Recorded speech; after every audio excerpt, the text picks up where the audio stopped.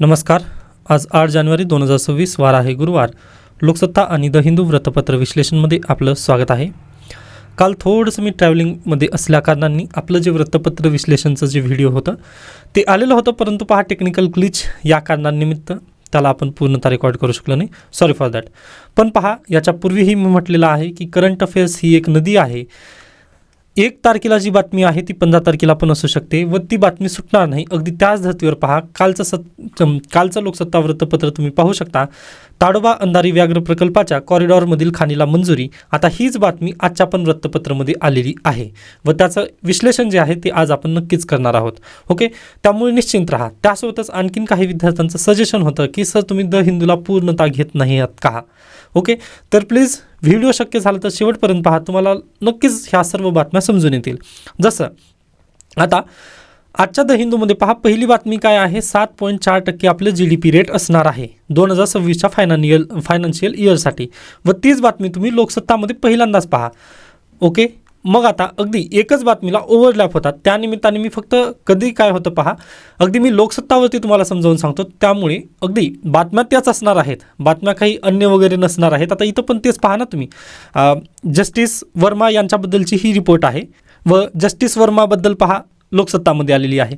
मग आता मी ज्यावेळेस लोकसत्ता वृत्तपत्र विश्लेषण करतो ना, त्यावेळेस आपण इथेच पाहतो जस्टिस वर्मा यांच्याबद्दलची जी रिपोर्ट होती ना ती आपण इथंच चर्चा करतो. मग परत इथे गेल्यानंतर पहा, विद्यार्थ्यांना वाटतं की सर तुम्ही घेत नाही आहात, म्हणजे पूर्णतः द हिंदू घेत नाहीत. पण तसं नाही आहे. पहा, मी द हिंदू आणि लोकसत्ता पूर्ण घेण्याचा नक्कीच प्रयत्न करत असतो. हां, आता अगदीच पहा, आता वेळेअभावी आपल्याला काही बातम्या सोडाव्या लागतात, पण त्यासाठी पण आपण एक नवीन कोर्स लॉन्च करत आहोत. म्हणजे प्रीमियमसाठी असेल त्यामध्ये मॅगझिन पण देण्याचा प्रयत्न सध्याला चालू आहे. त्याचं जे विशेष हे आहे, म्हणजे संपूर्ण ते कोर्स डिस्क्राईब झाल्यानंतर किंवा म्हणजे त्याचे आउटलाईन वगैरे ठरल्यानंतर मी सांगणारच आहे. व पहा, विश्वास ठेवा. म्हणजे युद्धामध्ये जर जात असाल ना तर तुम्ही विश्वास ठेवणं गरजेचं असते तुमच्या वेपन्सवरती. अगदी त्याच धर्तीवर पहा, तुम्हाला जे शस्त्र मी शिकवणार आहे, ओके, म्हणजे युद्ध लढण्यासाठी जात असताना तुम्हाला पण काही शस्त्र शिकवणार आहे, त्यावरती तुम्हाला विश्वास असणं गरजेचं आहे. म्हणजे ट्रस्ट युअर वेपन्स. आता अगदीच तुम्ही माझ्यावरती विश्वास ठेवा, मी तुम्हाला म्हणजे निराश त्या पद्धतीने होऊ देणार नक्कीच नाही आहे. ओके, तर आता आजच्या वृत्तपत्र विश्लेषणाला आपण सुरुवात करूयात. त्यानंतर आणखीन एक महत्त्वाची न्यूज पहा. आज दुपारीपर्यंत सीसॅटचं आपलं एक लेक्चर होईल या पोर्टलवरती, तर प्लीज शक्य झालं तर चॅनल सबस्क्राईब करा. त्यानंतर अपडेटसाठी ना टेलिग्राम चॅनल तुम्ही नक्की जॉईन करा. त्यामध्ये मी पहा आता नॉमिनल GDP, आता ही GDP जी दिलेलं आहे, कुठे गेली न्यूज, ही बातमी पहा. याचं जे विश्लेषण असतं किंवा म्हणजे त्याचं शॉर्टचं जे चार्ट आहे ना ते मी टेलिग्रामवरती टाकलेलं आहे. त्यामुळे प्लीज डिस्क्रिप्शन बॉक्समध्ये एक लिंक दिलेली आहे टेलिग्रामची, त्यावरती तुम्ही त्यामध्ये जाऊन तुम्ही नक्की जॉईन करू शकता. ओके, तर आता जास्त वेळ न घेता आजच्या वृत्तपत्र विश्लेषणाला आपण सुरुवात करूयात. आजचं आणि कालचं दोन्हीचं आहे बरं. हे 8 जानेवारी प्लस 7 जानेवारी दोन्ही वृत्तपत्र विश्लेषण आपण आजच घेत आहोत. ओके, यात काही शंका नाही आहे. आता चला, त्यानंतर आजचं वृत्तपत्र विश्लेषण. राजकीय भोगी सत्तेचे वाण, बातमी स्किप करू शकता, संपूर्ण राजकीय बातमी आहे. त्यानंतर अंबरनाथ अकोटवरून भाजप आणि काँग्रेसमध्ये कारवाई. आता अतिशय महत्त्वाची ही बातमी होती. म्हणजे कालचं जर तुम्ही वृत्तपत्र पाहिलं असाल तर पहा, न भूतो न भविष्यती अशा पद्धतीची युती झाली होती. कुठे? अंबरनाथमध्ये. BJP प्लस INC म्हणजे अतिशय मजेशीर होती ही. त्यानंतर BJP प्लस अमीम, ओके, AIMM म्हणजे OWC यांचा जो पक्ष आहे त्यांची. ओके, म्हणजे अंबरनाथमध्ये BJP प्लस काँग्रेस आणि अकोटमध्ये BJP प्लस AIMM, ओके, यांची युती झालेली होती. मग लगेच पहा, काँग्रेसनी म्हणजे BJPने त्याला त्या पद्धतीने फक्त कारणे दाखवा नोटीस दिलेली आहे. काँग्रेसने तर त्यांना डायरेक्टली निलंबनच केलेलं आहे. ओके, म्हणजे ही बातमी जास्त करून राजकीय आहे, पण तुम्हाला माहिती असणं गरजेचं आहे किंवा असं पण कधी झालं होतं. ओके, आता अगदीच इंडियन पॉलिटीचे स्टुडंट असणार आहात, त्यानंतर सर्वांना माहिती आहे मी पॉलिटी हा विषय घेतो. तर अगदी ज्यावेळेस मी पॉलिटी शिकवेन तुम्हाला त्यावेळेस मी ह्या सर्व गोष्टींची चर्चा करणारच आहे. कारण व इंडियन पॉलिटी जर तुम्हाला मजेशीर शिकायची असेल ना तर थोडंसं पॉलिटिकल ऑब्झर्वर बनावं लागतं. पहा, तुम्हाला आजूबाजूला काय चालू आहे, कोणता विषय कशामुळे गाजलेला आहे, हे जर समजायचं असेल ना किंवा इंडियन पॉलिटी जर चांगली समजायची असेल ना तर तुम्हाला ह्या गोष्टी माहिती असणं गरजेचे आहेत. ओके, त्यामुळे पॉलिटिकल ऑब्झर्वर या नात्याने ही न्यूज महत्त्वाची होती. बाकी परीक्षेत हा प्रश्न विचारला जाणार नाही. त्यानंतर भाजपला जागा दाखवू. आता ह्या पण बातमीला आपण स्किप करूयात. नेक्स्ट आहे अर्थव्यवस्थेची 7.4% दराने दौड. ओके, या बातमीला आपण द हिंदूमध्ये पाहूयात. ओके, त्यानंतर पुढे जाऊयात आपण. सत्ताधाऱ्यांच्या प्रतोदांना मंत्रिपदाचा दर्जा, सदस्य संख्येअभावी विरोधक मात्र लाभापासून वंचितच. पहा, इंग्लिशमध्ये त्याला आपण व्हीप म्हणतो, त्याला मराठीमध्ये प्रतोद असं म्हणतात. एकच मिनिट. प्रतोद. तर पहा, महाराष्ट्र राज्य सरकारने एक निर्णय घेतलेला आहे की जे प्रतोद आहेत, आता जो रुलिंग पार्टीचा जो प्रतोद असेल त्याला मुख्य प्रतोद आपण म्हणतो. मग त्या मुख्य प्रतोदाला काय करण्यात येणार आहे? पहा, मंत्रिपदाचा दर्जा देण्यात येणार आहे. मंत्रिपदाचा दर्जा दिल्यानंतर त्याला अगदीच पहा, विधानसभेचं आणि विधान परिषदेमध्ये त्याला स्वतंत्र कार्यालय असेल आणि स्वतंत्र त्या पद्धतीने काय असणार आहेत? पहा, कर्मचारी तिथे देण्यात येणार आहेत. यासोबतच काही भत्ते पण आहेत, म्हणजे अगदीच पहा, जे व्हेकल वगैरे आहे त्या संदर्भातचे ते भत्ते आहेत. पण मंत्र्यांसारखे त्यांना कोणतेही वेतन आणि भत्ते मिळणार नाहीत. फक्त मुख्य प्रतोद या नात्याने त्यांना मंत्रिपदाचा दर्जा देण्यात आलेला आहे, पण मंत्र्यांसारखे लाभ तिथं मिळणार नाहीत. हा महत्त्वाचा पॉईंट आहे. परीक्षेत हाच डायरेक्टली स्टेटमेंट स्वरूपाने विचारला जाऊ शकतो. यासोबतच जे विरोधक पक्ष आहेत, विरोधी पक्षाचे जे प्रतोद असतील त्यांना काय मिनिमम 10% सदस्य तिथं असणं गरजेचं आहे. त्यावेळेसच, म्हणजे ज्या पद्धतीने पहा आपल्याकडे विरोधी पक्षनेता आहे ना, अट तशी आहे. अगदी त्याच धर्तीवर यांनी काय केलेलं आहे, विरोधी प्रतोद जर तुम्हाला द्यायचा असेल, विरोधी पक्षांचा जर प्रतोद द्यायचा असेल तर त्यांना मिनिमम 10% सदस्य त्यांचे असणे आवश्यक आहेत. यासोबतच आणखीन एक अट तिथं दिलेली आहे. पहा की मुख्य प्रतोद जे रुलिंग पार्टीचा असेल त्यांना तिथे काय मुख्य प्रतोदचा दर्जा देण्यात येणार आहे व अगदीच मंत्रिपदाचा दर्जा आहे. सॉरी फॉर दॅट, मुख्य प्रतोदांना मंत्रिपदाचा दर्जा आहे व जे विरोधी पक्षाचे जे प्रतोद असतील त्यांना राज्य मंत्रिपदाचा दर्जा आहे. एवढंच त्यामध्ये सुटसुटीत आहे. बाकी काहीच जास्त डिटेलमध्ये जाऊ नका. त्याच्यानंतर आपण पुढे जाऊयात. नक्कीच CETची वेळापत्रक जाहीर झालेलं आहे. ज्या विद्यार्थ्यांना पुढल्या वर्षीसाठी CET वगैरे द्यायचं आहे किंवा व्यावसायिक अभ्यासक्रमामध्ये प्रवेश घ्यायचा आहे त्यांनी ते पाहून घेऊ शकता. कोलामार्क जे अभयारण्य आहे यावरून प्रश्न MPSC किंवा सरळ सेवा परीक्षा किंवा जे फॉरेस्टची तयारी करत आहेत त्यांच्यासाठी अतिशय महत्त्वाचा येऊ शकतो. पहा की खालीलपैकी नुकतंच एका राखीव क्षेत्राला अभयारण्याचा दर्जा देण्यात आलेला आहे. ते अभयारण्य कोणतं आहे? तर कोणतं आहे? कोलामार्क अभयारण्य आहे, त्याला दर्जा देण्यात आलेला आहे. आय होप हा पॉईंट समजलेला असेल. त्याच्यानंतर पुढे चला. पेंच व्याघ्र प्रकल्पात 2 वाघांचा मृत्यू, मानवी हस्तक्षेप, शिकारीची शक्यता फेटाळली आहे. आता पेंच व्याघ्र प्रकल्प सर्वांना माहिती आहे, पण यामध्ये 2 वाघांचा मृत्यू झालेला आहे व कालचं जर न्यूजपेपर पाहिला असता मानवाचा मृत्यू आहे. कुठे गेला? हां, हे पहा, कालच्या न्यूजपेपरमधील ही बातमी होती. बरोबर आहे. मग इथून काय येतं आपल्याला लक्षात काय घ्यायचं आहे, तर ह्युमन अँड वाईल्ड लाईफ यांचं कन्फ्लिक्ट. ओके, GS3 मध्ये पर्यावरण आहे, बरोबर, किंवा GS1 मध्ये भूगोल आहे. यामध्ये डायरेक्टली प्रश्न येऊ शकतो. पहा की मानवी हस्तक्षेप आणि प्राण्यांना धोका. बरोबर आहे. मग आता या न्यूजला आपण काय करूयात, कालची जी हेडलाईन होती, कोणती हेडलाईन आहे तर ताडोबा अंधारी व्याघ्र प्रकल्पाच्या कॉरिडॉरला मंजुरी. या न्यूजचं आपण डिटेलरित्या विश्लेषण लगेच करूयात, म्हणजे तिथे तुम्हाला सर्व बातम्या एकत्रितरित्या मला सांगता येतील. डन. तर आजचं एडिटोरियल भूक, भक्ष आणि भक्षक, पर्यावरण खाते, त्यासंबंधीची कायदे, नियम, त्यांच्या अंमलबजावणीसाठी कार्यरत असलेल्या नियामक संस्था या साऱ्यांना सरकारने एका झटक्यात तिलांजली देऊन टाकली. आता आर्टिकल जर पाहिला तर थोडंसं अतिशय म्हणजे टीकास्त्र स्वरूपाचं हे आर्टिकल आहे किंवा तिखट स्वरूपाचं हे आर्टिकल आहे. नुकतंच महानगरपालिकेचे इलेक्शन चालू झालेले आहेत. याच दरम्यान महाराष्ट्र राज्य सरकारला जाग आली व म्हटले त्यांनी की आता आपल्याला काय करायचं आहे, महाराष्ट्र राज्याचा विकास करायचा आहे. या कारणानिमित्त त्यांनी एक बैठक बोलावली. त्या बैठकीला महाराष्ट्र राज्य सरकार यासोबतच वन्यजीव मंडळ जे होतं ते दोघांनी बैठक बसवली व त्या बैठकीमध्ये त्यांनी एक निर्णय घेतला. पहा, त्यांनी म्हटले की नाही, महाराष्ट्र राज्य सरकारचा जर विकास करायचा असेल, महाराष्ट्र राज्याचा जर विकास करायचा असेल तर आपल्याला काय करणं गरजेचं आहे, तर ताडोबा आणि अंधारी जे प्रकल्प आहे त्यामध्ये आपण काय करूयात, तर एक लोह खनिजाची जी खाण आहे त्याला परवानगी देऊयात, असं त्यांनी म्हणत विकासासाठी या खाणीची परवानगी तिथं देण्यात आली. डन. एवढंच आहे, बाकी काहीच नाही आहे. पहा, एवढंच तिथून परमिशन देण्यात आली. पण याचे परिणाम काय होणार आहेत आता ते पाहूयात. ओके, मागचं बॅकग्राऊंड तुम्हाला समजलं असेल. पहा, आता ही कंपनी कोणाच्या मालकीची वगैरे याबद्दल आपल्याला चर्चा जास्त करायची नाही आहे, पण याला परवानगी देण्यात आली व याला परवानगी देण्यात आल्यानंतर आता काय पहा, इथं लोह खनिजासाठी काय होणार आहे, खाणी तिथं निर्माण करण्यात येतील किंवा इथं प्रकल्प निर्माण करण्यात येईल. मग प्रकल्प निर्माण करायचा म्हटलं तर काय करावं लागेल, तर पहा आपलं जंगल तोडावं लागेल. कितीचं?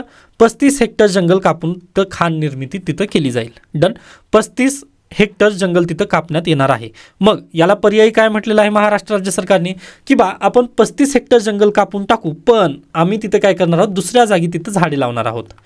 मग खऱ्या अर्थाने जर तुम्ही पाहिला तर याच्या पूर्वी पण असे भरपूर प्रयत्न झालेत खाणी तिथं जे प्रोजेक्ट आहेत किंवा अगदीच खाणी तिथं निर्माण करण्यात आल्या, परंतु त्या संबंधीची जी झाडे आहेत किंवा जंगलं निर्माण झालेली आहेत का, तिथं खाण तर निर्माण झाली परंतु जंगल तिथं अद्याप निर्माण झालेलं नाही आहे. म्हणजे आर्टिफिशियली जंगल तुम्ही निर्माण करू शकता का, तर बिलकुल नाही. ओके, म्हणजे अगदी आपण फक्त आपला जी वारसाप्रमाणे जे मिळालेलं जंगल आहे ना, त्याचं आपण फक्त संवर्धन करू शकतो. पहा, आपण करू शकत नाही. हां, त्याला अपवाद आहेत. मियावाकी मेथड, मियावाकी मेथड याला UPSCने 2023मध्ये प्रश्न विचारलेला होता. 2023च्या एप्रिल महिन्यामध्ये द हिंदूमध्ये एक एडिटोरियल आलेला होता मियावाकी मेथडचा. ही मेथड कुठली आहे पहा, जापनीज मेथड आहे. ओके, जापानमध्ये हे शक्य होऊ शकतं. पहा, मी त्याला नक्कीच दुजोरा देतो किंवा ही पॉझिटिव्ह गोष्ट आहे. पण इंडियामध्ये शक्य होईल का, तर बिलकुल शक्य होणार नाही आज घडीला तरी. हां, येणाऱ्या पिढींमध्ये ही कदाचित शक्य होईल, पण आज तरी ते अशक्यप्राय गोष्ट आहे पहा महाराष्ट्रामध्ये. बरोबर. तर मियावाकी मेथड काय आहे मग बेसिकली, तर पहा, मियावाकी मेथड म्हणजे ही अशा पद्धतीने एक जंगल आहे. बरोबर. मग आता काही वनवा झाला, ओके, वनवा किंवा अगदीच आग लागली व हे जंगल पूर्णतः पहा नेस्तनाबूत झालं. येथील जी झाडं आहेत ते सगळे नष्ट झाली व हा जो डोंगर आहे तो पूर्णतः काय झालेला आहे, म्हणजे अगदीच यावरती काही झाडं वगैरे राहिलेली नाहीत.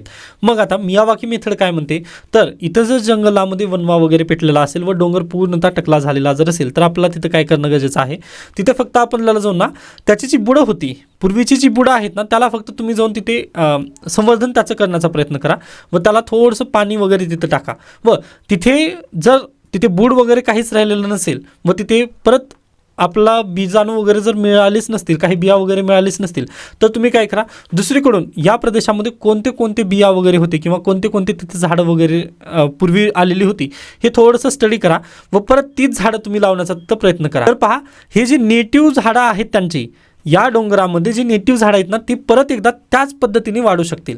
व पहा, आता अगदीच तुम्ही तुमच्या घरात जर असेल तर शेर असता, तुम्ही टायगर असता, अगदी तसंच आहे. पहा, अपने घर में कुत्ता भी शेर होता है. अगदी तशाच पद्धतीने इथं काय झालेलं आहे, जे जंगल होतं त्या तिथल्या तिथं ते जंगल लावायचं आहे. आज घडीला महाराष्ट्र शासन म्हणतं ना की बाबा आम्ही काय करणार आहोत, जंगल निर्मिती करणार आहोत. बरोबर आहे, करा, त्याबद्दल काही शंका नाही आहे. परंतु आपण जंगल निर्मितीसाठी कोणते, आता पहा, हा आपला महाराष्ट्र राज्य आहे. बरोबर, हे अशा पद्धतीने महाराष्ट्राचा नकाशा समजून घ्या तुम्ही. मग मी काय केलं, आता मला जंगल निर्मिती करायची म्हणून मी काय करायचं, पहा, अगदीच मराठवाड्याचा रिजन आहे. मग मी तर आणून काय लावलं, पहा, ॲपलचं झाड लावलं. ओके, सफरचंदाचं इथं झाड आणून लावलं. तर खरंच सफरचंदाचं झाडाचं किंवा सफरचंदाच्या झाडाचं इथं जंगल निर्माण होऊ शकतं का, तर बिलकुल नाही. मग ती तसंच आहे. पहा, महाराष्ट्रामध्ये कोणते कोणते झाड येतात, जसं बांबूळ आहे. ओके, या झाडांचंच तुम्ही तिथं संवर्धन करणं गरजेचं आहे. आपण ॲपलचं संवर्धन इथं आणून करू शकत नाही. हिमाचल प्रदेश आणि जम्मू काश्मीरमध्ये तुम्ही नक्की ॲपल लावू शकता, पण महाराष्ट्रात ते येणार आहेत का, तर बिलकुल नाही. मग अगदी त्याच धर्तीवर पहा, मियावाकी मेथड काय सांगते आपल्याला, तर तुम्ही त्या जंगलामधील किंवा जिथे जंगल नष्ट झालेलं आहे ना, तिथं तेथील जी नेटिव्ह ज्या झाडं वगैरे होते किंवा जे झाडांचे प्रकार होते तेच झाडं तुम्ही तिथं घेण्याचा प्रयत्न करा, जेणेकरून त्यांचं संवर्धन निसर्गाद्वारे चांगल्या पद्धतीने केलं जाऊ शकेल. जर तिथं मानवी हस्तक्षेप झाला तर कोणतंही जंगल तिथं निर्माण होऊ शकत नाही. हेच आपला बेसिकली हे आर्टिकल सांगण्याचा प्रयत्न केला गेलेला आहे की आजपर्यंत किती जंगलं उभा टाकलेली आहेत. आजपर्यंत तुम्ही प्रोजेक्टच्या नावाखाली भरपूर जमिनी घेतलेल्या आहेत किंवा पहा, रस्त्यांच्या विकासासाठी पण आपण आज घडीला भरपूर शेतं वगैरे तिथे गेलेली आहेत, पण खरंच तुम्ही जंगल निर्माण केलेलं आहे का, तर बिलकुल नाही. तुम्ही जंगल आर्टिफिशियलरित्या निर्माण करू शकत नाही. हाच इथं बेसिकली बोलण्याचा इथं लेखकांचा एक प्रश्न होता. त्याच्यानंतर आपण जाऊयात आता वाघाकडे. वाघाचं थोडंसं आपण चर्चा करूयात. आता पहा, टायगर. ओके, आता UPSC काय प्रश्न विचारते की IUCN मध्ये हे कोणता प्राणी आहे. ओके, IUCNच्या रेड लिस्टमध्ये हे कशा पद्धतीचा प्राणी आहे, तर एंडेंजर्ड प्राणी आहे, EN. ओके, प्लीज याला लक्षात ठेवा तुम्ही. हाती, त्यानंतर टायगर हे कसे आहेत, एंडेंजर्ड आहेत. एंडेंजर्ड हे प्राणी आहेत. ओके, आय होप हा पॉईंट लक्षात राहिला असेल. UPSCसाठी हा महत्त्वाचा आहे. त्यानंतर आता मेन्स परीक्षेसाठी काय महत्त्वाचं आहे ते लक्षात घ्या. तर पहा, टायगर काय आहे, तर प्राणी आहे. व आपल्या भारतीय संविधानामध्ये प्राण्यांना काही अधिकार देण्यात आलेले आहेत का, तर बिलकुल यस, फंडामेंटल राईट्स आहेत. जसं तुम्हाला जीवन जगण्याचा अधिकार आहे ना, तसंच टायगरला पण जीवन जगण्याचा अधिकार आहे. आर्टिकल 21 भारतीय संविधानाने त्यांना मूलभूत हक्क दिलेली आहेत. फक्त तुम्हालाच मूलभूत हक्क नाही आहे, तर प्राण्यांना पण मूलभूत हक्क आहे. आर्टिकल 21 नुसार त्यांना स्वतंत्र जीवन जगण्याचा किंवा लिव्ह विथ डिग्निटी याचा त्यांना अधिकार आहे व त्या अधिकाराचं संवर्धन तिथं होणं गरजेचं आहे. ओके, जर मी सुप्रीम कोर्टामध्ये कलम 32 नुसार जर सुप्रीम कोर्टामध्ये रीट याचिका दाखल केली तर सुप्रीम कोर्ट अगदीच फटकारू शकतं आपल्याला. का तर आर्टिकल 21 त्यांना पण लागू आहे. हा पॉईंट तुम्ही तिथं लक्षात घ्या. मग आता होणार काय आहे पहा. आता अगदीच जे ताडोबा अंधारी व्याघ्र प्रकल्प आहे ते व्याघ्र प्रकल्प आपण कशासाठी रिझर्व केला आहे तर वाघांसाठी तिथं रिझर्व केलेला आहे. व पहा वाघ तिथं अतिशय मोठ्या प्रमाणात वाढलेली आहेत व ते आजसाठी पहा अतिशय बेस्ट त्यांची जागा आहे राहण्याची. ओके, मग आता आपण काय केलं, त्यांच्याकडून आपण किती 35 हेक्टरचं जे जंगल आहे ते काढून घेतलं. ओके, 35 हेक्टरचं जंगल आपण काढून घेतलं व ते पण पहा वाघांच्या क्षेत्रामधलं आहे. बरं, म्हणजे आता अगदीच हे तुमचं घर आहे, म्हणजे तुम्ही पण एक टायगर आहात असं लक्षात घ्या. तुम्ही टायगर आहात व तुम्ही टायगर आहात. ओके, मग तुमच्याजवळील जी 35 एकर जमीन जी आहे ना ती मी काय करत आहोत दुसऱ्याला देत आहे. मग तुम्हाला राग येईल का नाही, किंवा म्हणजे आता अगदीच तुम्हाला माहिती नाही की मी घेतलेलं आहे तुमची जमीन, पण ते घेतलेलं आहे व तिथे मी जाऊन काय करत आहे पा काम वगैरे करत आहे. पण ज्या दिवशी तुम्हाला हे समजेल, आता घेताना समजलं नाही तुम्हाला की माझी जमीन कोणीतरी म्हणजे हडपून वगैरे घेत आहे, पण ज्या दिवशी समजेल तुम्हाला त्या दिवशी तर तुम्ही त्याच्या क्षेत्रामध्ये जाल का नाही, तर अगदीच जाल पहा. कारण तुम्हाला माहिती होतं की हे संपूर्ण क्षेत्र माझं आहे व हा टायगरचा एरिया आहे, जिथपर्यंत माझी नजर जाईल तिथपर्यंत माझा एरिया आहे असं तुम्ही म्हणता, कारण तुम्ही स्वतः टायगर आहात. बरोबर आहे. पण ज्या दिवशी इथे येऊन तुमची जमीन हडप कोणीतरी करून गेलेलं आहे त्या दिवशी तुम्ही शांत राहणार का, फिर बिलकुल नाही. मग अगदी तसंच इथं पण झालेलं आहे पहा. अगदी आता इथं खाण निर्मिती होईल. 35 हेक्टर त्यांनी काही जमीन कोणाला देणार आहेत, खाण निर्मितीसाठी दिली, मान्य आहे, विकासासाठी ह्या जमिनी वगैरे लागतील. पण यामध्ये समस्या काय पहा, ज्या दिवशी या टायगरला समजेल, किंवा पहा जरी समजलं नसेल तरी, म्हणजे हायपोथेटिकली बोलत आहे मी, डायरेक्टली माझ्या शब्दांचा तुम्ही अर्थ नका देऊ, पण इथे ह्युमन आणि वाईल्ड लाईफ कॉन्फ्लिक्ट होणार आहे का नाही, तर बिलकुल यस होईलच ना. कारण पहा टायगर तो त्याच्या मर्जीचा मालक आहे, त्याला समजणार नाही की ही बाँड्री मानवाने निर्मित केलेली आहे म्हणून. मग तो डायरेक्टली तिथं जाऊन येईल, व्हिजिट करून येईल. व्हिजिट केल्यानंतर अगदीच पहा काय होईल, इथे ह्युमन आणि वाईल्ड लाईफ कॉन्फ्लिक्ट होईल व कॉन्फ्लिक्ट झाल्यानंतर सर्वांना माहितीच आहे की वाघाच्या हल्ल्यामध्ये मानवाचा मृत्यू तिथं नक्की होणारच आहे, वाघाच्या हल्ल्यात महिलेचा मृत्यू. मग हे असं गॅरंटीड होईल पहा. व असं गॅरंटीड झाल्यानंतर तुम्ही कोणाला दोष देणार आहात, टायगरला. का तर मानवाची काही चूकच नाही आहे ना. ओके, कारण हुशार मानव आहे, होमोसेपियन आहोत आपण म्हणजे अगदीच पहा खूप बेस्ट आहोत. त्यासाठी आपण आपली कधी चूक मान्य करणारच नाही. आपण कोणाची चूक मानणार आहोत, टायगरची चूक आहे, तो आमच्या क्षेत्रात आला. पण समजत आहे ना तुम्हाला की चूक कोणाची आहे, तर खऱ्याच अर्थाने चूक ती आहे आपली, आपण त्याच्या क्षेत्रामध्ये जात आहोत. ओके, मग आता काही विद्यार्थ्यांचा प्रश्न येईल की सर मग इथे डेव्हलपमेंटसाठी आपण जमिनी वगैरे घेऊ नये का, तर यस डेव्हलपमेंट आपल्यासाठी खरंच गरजेची आहे, पण याला मधला मार्ग वगैरे भेटू शकतो ना. आता पहा आपण टायगर संवर्धनसाठी याच्या पूर्वीपासून प्रयत्न करत आहोत व आता कुठे जाऊन आपल्याकडे टायगरची संख्या बऱ्यापैकी वाढलेली आहे. बरोबर आहे. मग असं असताना त्यानंतर ह्युमन आणि वाईल्ड लाईफ जे कॉन्फ्लिक्ट आहे ते दिवसेंदिवस जास्त होत असताना आपण अशी घोडचूक करणं हे योग्य आहे का, तर बिलकुल नाही. मग यासाठी आपण काय करू शकतो, लोहाच्या खाणीच पाहिजे आहेत ना तुम्हाला, तर जिथे टायगरचं वगैरे अधिवास नाही तिथं तुम्ही जाऊ शकता ना. जसं की पहा ओडिसा वगैरे आहे, आता इथे पण आहेतच, इथे पण व्याघ्र प्रकल्प आहेत, पण पहा तिथे ऑलरेडी परमिटेड काही व्याघ्र प्रकल्प वगैरे आहेत. मग तिथे पण तुम्ही परमिशन देऊ शकला असताना. डायरेक्टली जे कोअर झोन आहे त्या कोअर झोनमध्येच तुम्हाला का जमीन पाहिजे. मग हे काय पहा इथं मानवी मनमानी तयार होते व मानवी मनमानी तयार झाल्यामुळे इथं नक्कीच समस्या आज घडीला तरी समजणार नाही, परंतु उद्या चालून काय पहा टायगरची संख्या वगैरे तिथे त्यावरती नक्कीच परिणाम पडू शकतो पहा. व जेव्हा तो टायगर आपल्या गावामध्ये वगैरे येईल त्यावेळेस आपण काय म्हणतो की टायगरच दोषी आहे, तर त्याला म्हणजे हे, परंतु खऱ्या अर्थाने आपण त्याच्या क्षेत्रामध्ये जात आहोत हे आपलं तिथं नक्की चुकत आहे. आय होप हा पॉईंट तुम्हाला अगदी योग्यरित्या समजलेला असेल की ह्युमन आणि वाईल्ड लाईफ कॉन्फ्लिक्टमध्ये आपण पण कुठेतरी तिथं काय करत आहोत, त्यावरती अतिक्रमण करत आहोत. Okay done. त्याच्यानंतर आणखीन पुढे जाऊयात पहा. त्यासोबतच याच सरकारने 5 वर्षापूर्वी 33 कोटी झाडे लावल्याचा दावा केला होता पहा. मग ती झाडे कुठं आहेत, आहे का आपल्याजवळ काही उत्तर. 33 कोटी झाडांचं जंगल म्हटलेले होते बरं त्यांनी, म्हणजे 33 कोटी झाडे लावणार होते तिथं. मग ते तुमच्या समोर आहेत का, तर बिलकुल नाही आहेत. त्याचसोबत आणखीन एक केस स्टडी थोडंसं तुम्ही लक्षात ठेवा. तर पहा केंद्र सरकारमध्ये ज्यावेळेस मनमोहन सिंग यांचं सरकार होतं ना, त्यावेळेस ताडोबाच्या परिसरामध्ये एका बड्या उद्योगपतीची कोळसा खाण येणार होती. ओके, पण त्यावेळी लोकांनी लढा उभारून सरकारला माघार घ्यायला लावली. हा विरोध इतका तीव्र होता की अखेर प्रकल्प रद्द करण्याची घोषणा तत्कालीन पर्यावरण मंत्री जयराम रमेश यांनी चंद्रपुरात येऊन केली होती. म्हणजे पहा तेव्हाचा विरोध जर तुम्ही पाहिलात तर म्हणजे अतिशय तीव्र होता. व पहा कोळसा खाणी त्यावेळेस पण द्यायला म्हणजे गरज होती, परंतु तेव्हा केंद्र सरकारने ते ऐकलं का? तर म्हणजे बिलकुल ऐकलं. पहा, ज्यावेळेस जनतेचा आवाज तिथं पुकारला गेला किंवा जनता ज्यावेळेस जागृत झाली त्यावेळेस अगदी पर्यावरण मंत्र्यांनी पण म्हणजे चंद्रपूरमध्ये येऊन त्यांनी ते जे पत्रक होतं त्याला त्यांनी स्थगिती दिली होती. त्यामुळेच पहा, लोकशाहीमध्ये जनता जागृत असणं खूप गरजेचं आहे. जसं अरावली इफेक्टमध्ये पण तसंच झालेलं आहे. ज्यावेळेस जनता जागृत झाली ना त्यावेळेस नक्कीच सुप्रीम कोर्टाने पण तिथे परत एकदा काय केलं आहे पहा, डेफिनेशनसाठी त्यांनी परत चर्चा केलेली आहे. सो मोठं कॉग्निझन्स स्वतःहून घेतलेलं आहे त्यांनी. पहिल्यांदा 2 जज बसले होते, पुन्हा लगेच त्यांनी 3 जजची बेंच बसून त्यांनी काय केलं आहे, सो मोठं कॉग्निझन्स घेतलं. ओके, त्यामुळे लोकशाहीमध्ये जनता जागृत असणं खूप गरजेचं आहे. आता पाहूयात याची डेव्हलपमेंट कशी होते. आज घडीला आपण सांगू शकत नाही की ह्याचं खरंच काय होईल ते, पण याच्या पूर्वीच्या संपूर्ण गोष्टी मी तर सांगितलेल्या आहेत की आपण 33 कोटी झाडं लावणार होतो, म्हणजे पण ते अद्याप आपल्याला जंगल तर दिसत नाही आहे की खरंच जंगल तिथं वाढलेलं आहे का. त्यानंतर तपोवनमध्ये पण तसंच होत आहे. म्हणजे प्रत्येक गोष्टीला जर तुम्ही जाऊन झाडं कापायची जर म्हटलं तर दिल्ली दूर नाही आहे.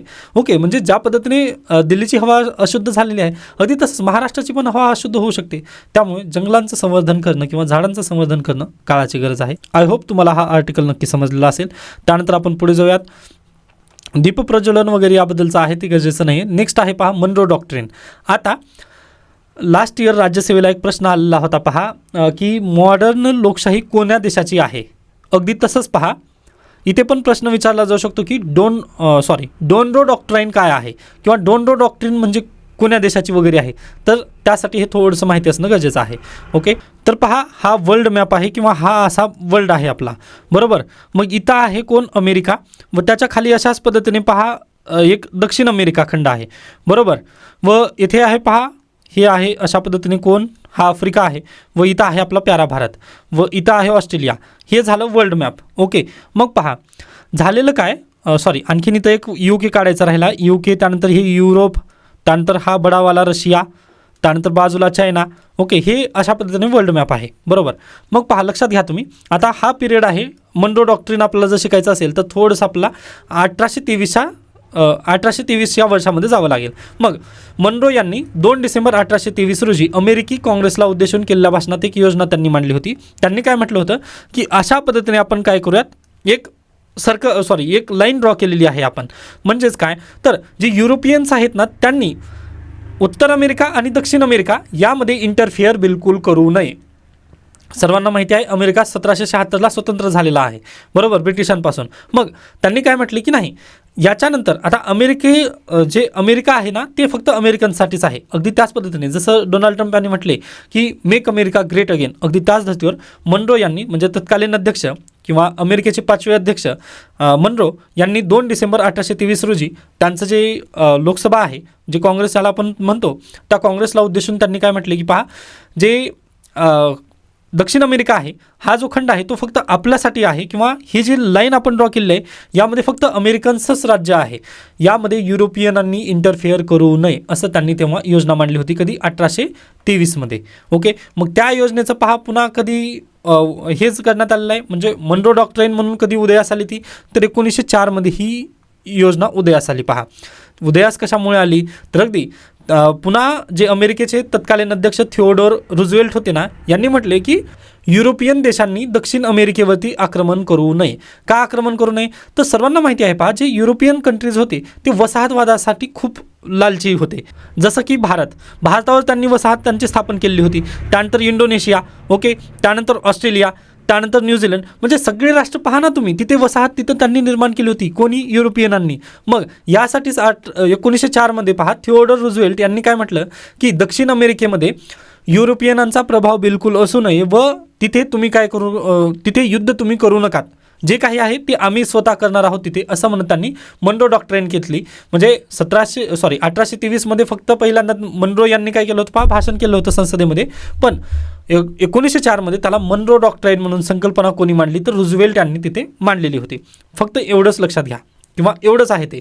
मग आता डोनाल्ड ट्रम्प यांनी काय म्हटलं की नाही, हे जे सगळं काही झालेलं आहे ते मनरो वगैरे होतं सर्व, पण आता मी काय आहे, डोनाल्ड ट्रम्प आहे. मग या नात्याने मी काय करणार, डोनरो डॉक्ट्राईन देणार. डोनरो डॉक्ट्राईन म्हणजेच काय असेल, तर हा जो व्हेनेझुएला देश आहे, या व्हेनेझुएला देशमध्ये सध्याला चायना एकीकडून येत आहे व दुसरीकडून रशिया येत आहे व ते मला बिलकुल पटत नाही आहे. त्यानिमित्ताने मी देत आहे डोनरो डॉक्ट्राईन. डोनरो डॉक्ट्राईन म्हणजेच काय, तर दुसरे परकीय देश या दक्षिण अमेरिका आणि उत्तर अमेरिका यामध्ये कोणीही येणार नाही. ही जी लाईन ड्रॉ करण्यात आलेली आहे हीच आमची संपूर्ण काही आहे व इथे कोण राजा असेल तर फक्त मै राजा आहे. ओके, म्हणजे यामध्ये कोणाचाही इंटरफिअर इथं चालणार नाही. त्याच कारणानिमित्त त्यांनी डोनरो डॉक्ट्राईन दिलेली आहे. कधी डॉक्ट्राईन दिली ही, तर अगदीच पहा, नुकतंच 2026 दिलेली.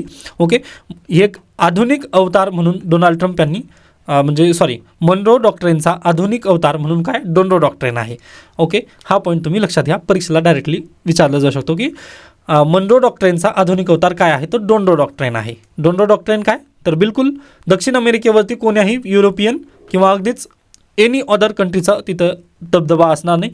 दबदबा कोणाचा असेल तर फक्त USAचा असेल या कंटिनेंटसाठी. आय होप हा पॉईंट तुम्हाला आता अगदी योग्यरित्या समजलेला आहे. यामध्ये पहा, डीपमध्ये काही गरजेचं नाही जाणं वगैरे. इंटरनॅशनल रिलेशन ज्यावेळेस मी शिकवेन ना तुम्हाला, त्यावेळेस आपण पाहूयात USA आणि इंडियाचं रिलेशन काय असेल, बाकी गरजेचं नाही आहे. ओके, त्याच्यानंतर पुढे चला. नेक्स्ट बातमी आहे पहा, आय थिंक कळतोय नाही, रुपया 31 पैशांनी मजबूत झालेला आहे. कॉंग्रॅच्युलेशन्स. 89.87वर काल बंदी झाली रुपयाची. ओके, तर 31 पैशांनी रुपया मजबूत झालेला आहे. गुड न्यूज आहे. त्याच्यानंतर आजचं द हिंदूमध्ये पहिली बातमी आहे पहा, government PECS financial year 26 growth at 7.4. Okay, पहा, नुकतंच डोनाल्ड ट्रम्प यांनी आपल्यावरती 50% टॅरिफ लावलेला आहे. या कारणानिमित्त पहा, आपल्या भारतीय देशाची जी अर्थव्यवस्थेचं जे एस्टिमेशन गेल्या वर्षाच्या बजेटमध्ये होते तर 8.2% आपली अर्थव्यवस्था वाढेल असं आपलं प्रोजेक्शन होतं. परंतु सध्याला जर रिॲलिटीमध्ये पाहिलं तर ते 7.4ने जाईल असं म्हणजे केंद्र सरकारचा म्हणजे काय म्हणू शकता की एक दृष्टिकोन आहे. ओके, आता पाहूयात, बजेट येणारच आहे नेक्स्ट मंथमध्ये, त्यावेळेस आपण याची चर्चा करूयात. म्हणजे नेक्स्ट म्हणजेच काय की 1 फेब्रुवारीला बजेट येईल, त्या दिवशी मी हे सर्व गोष्टी सांगणारच आहे. नेक्स्ट पहा, supreme court in disagreement with justice Varma's claims on ऑगस्टमध्ये जस्टिस यशवंत वर्मा यांच्या घरी आग लागली. आगीमध्ये काय सापडले, पैसे सापडले. मग पैसे सापडल्यानंतर लगेच त्यांच्यावरती महाभियोगाचा खटला राज्यसभेमध्ये दाखल होणार होता व तो अगदीच जगदीप धनखड यांनी काय मंजूर पण करून घेतलेला होता. पण लगेच रात्री त्यांनी राजीनामा दिला व्हाईस प्रेसिडेंट ऑफ इंडियानी व परत सप्टेंबर महिन्यामध्ये निवडणुका लागल्या व सध्याला CP राधाकृष्णन हे भारत देशाचे उपराष्ट्रपती आणि राज्यसभेचे पदसिद्ध अध्यक्ष आहेत पहा. ओके, मग राज्यसभेमध्ये हे जे विधेयक होतं ते जगदीप धनखड यांनी काय केलं होतं, स्वीकारलं होतं, परंतु पुन्हा त्याला काय दिलेली अस्वीकृतता देण्यात आलेली आहे पहा.